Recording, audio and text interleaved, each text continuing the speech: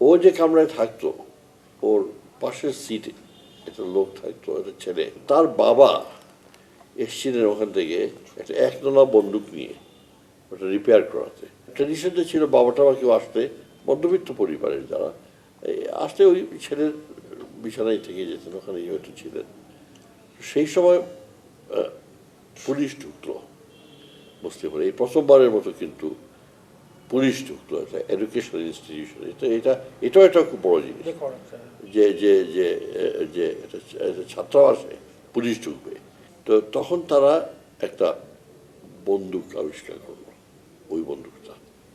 সেদিন সন্ধ্যার সময় রেডিও পাকিস্তানের খবর আমার এখনো মনে আছে যে ঢাকা বিশ্ববিদ্যালয়ের ছাত্রাবাস ভয়াবহ মারাত্মক আগ্নেয়াস্ত্র পাওয়া গিয়েছে।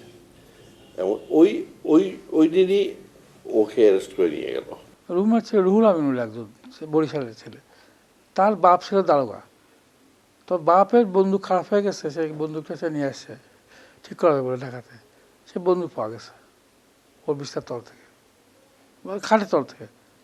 তো পরের দিন ইয়েতে বেরোলো কাগজে মারাত্মক আগ্নেয়াস্ত্র উদ্ধার। তো আমার মনে হয় ওই জন্যে বোধহয় ওকেও ধরলো, আমাকেও ধরলো, বোধহয় ওই জন্যে হবে নাকি, আল্লাহ জানে। কিন্তু লিস্ট ছিল মনে হয়, ওই যে লোকটাকে ধরলো লিস্ট দেখে দেখে ধরছে মনে হয়। বাবা সৈয়দ নওয়াব আলী তৎকালীন সময়ে বগুড়ার নামকরা উকিল। ভাষা আন্দোলনে জড়িত হওয়ার অভিযোগে ছেলেকে গ্রেফতার করার খবর পান তিনি। এতে বাবার কোনো আক্ষেপ ছিল না, বরং তিনি খুশি হয়েছিলেন। এ সময় যেন গর্বিত বাবার মুখখানে চোখের সামনে ভেসে ওঠে স্মৃতির জানালায়। বয়সী ঠোঁটে তাই ফুটে ওঠে গর্বিত হাসির ঝিলিক। আমাকে তখন ধরে দিয়ে গেল ওই আপনার 26শে ফেব্রুয়ারি। তো এটা বলতে আমি গর্ববোধ করি যে সকলের বাপ এসে গাল দিতে লাগলো, তোমাকে পাঠানো হয়েছে পড়াশোনা করার জন্য, একমাত্র লোক বাবা এসে বলে খুব ভালো করেছো, অন্যায়ের বিরুদ্ধে দাঁড়াতে শিখতে হবে, তোমরা না করলে কে করবে। তো বাবা খুব এনকারেজ করেছেন, খুব ভালো কাজ করেছে।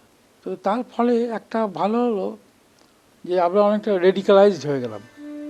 দিচ্ছি দেব, এভাবে ভাষার দাবিকে নানাভাবে ঘোরাতে থাকে শাসক গোষ্ঠী।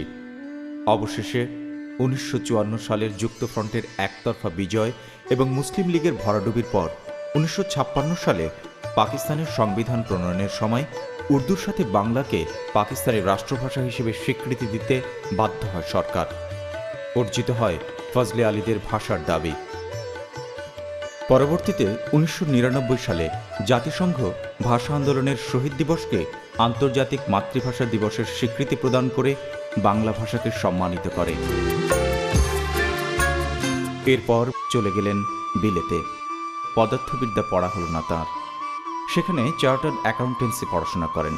আমি 1958 সালের 15ই সেপ্টেম্বর আমি ইংল্যান্ডে যাই। কিন্তু যেহেতু আমার চোখ খুব খারাপ ছিল বরাবরই, ওখানে যে খুব বেশি অসুবিধা হতে লাগলো। আমাকে বলছে যে ইতিহাসের পড়তে, তো গেলাম এই হাই কমিশন। তো ওরা বললো যে ওসব পড়লে তো তোমার পারমিট থাকবে না, তুমি একমাত্র চার্টার্ড অ্যাকাউন্টেন্সি পড়লে পরে তোমার পারমিট থাকতে পারে। তাই বলে আমি তাই পড়বো। তারপরে শুরু করলাম। সাবজেক্টটা যে আমার খুবই খারাপ লাগলো, যে এত পড়াশোনা করলাম, এত দূর পদার্থবিদ্যাতে আইনস্টাইনের থিওরি পর্যন্ত পড়লাম, আর এখন আমাকে যোগ বিয়োগ করতে হচ্ছে। ঠিক সময় মোটামুটি 6 মাস আমার দেরি হয়েছিল, আমি পাশ করে গেলাম। দেশে ফিরে 66-র 6 দফা আন্দোলনে আবার গ্রেপ্তার হন তিনি।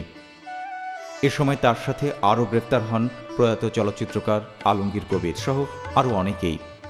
ব্রিটিশ লেবার পার্টি, যে পার্টিটা এই কিছুদিন আগে পাওয়া ছিল, এই পার্টিতে এরা বামপন্থী মোটামুটি, এদের সাথে আমি জয়েন করলাম। এবং ওই হাউস অফ কমন্সে ব্রিটিশ ক্যাবিনেটের 3-4 জন মন্ত্রী তার মেম্বার ছিল, যেখানে আমিও মেম্বার ছিলাম। ওইখান থেকে আমরা পত্রিকা দুটো বের করতাম, একটা ইংরেজিতে একটা বাংলাতে। ইংরেজি পত্রিকাটা এডিট করতাম আমি, আর বাংলা পত্রিকাটা ফার্স্ট এডিটার বাংলাটা ছিল আলমগীর কবির। আমরা একটা পলিটিক্যাল অর্গানাইজেশন করলাম, পাকিস্তান ডেমোক্রেটিক ফ্রন্ট, যেখানে প্রায় 30-40 জন মেম্বার ছিল, সেটার প্রেসিডেন্ট আমি ছিলাম। আমার ফাদার খুব অসুস্থ হয়ে পড়লেন। তো বাসায় এসে দেখলাম যে আমার ফাদারের অবস্থা বেশ খারাপ। তারপরে ঢাকাতে এসে আমার তো ওঠার জায়গা নাই। তা আমার এক বন্ধু ভিকারুল ইসলাম চৌধুরী, তো তার বাড়িতে উঠলাম। অল্প দিন পরেই, এইটা 6ই আগস্ট, আমি গেছি অফিসে, তো দুজন লোক আসলো, এসে বললো যে ওই যে আপনাদের ঢাকার এসপি আমার সাথে একটু কথা বলবে। তখন আমার সন্দেহ হলো, এরা জোর করছে, এসে তাদের গাড়িতে ওঠা, জিপ। তবে নিয়ে গেলাম, কোথায় এসপি, কেউ নাই, রাজারবাগ। কেউ এসে বলে যে অ্যারেস্ট করা হয়েছে, আপনি যেতে পারবেন।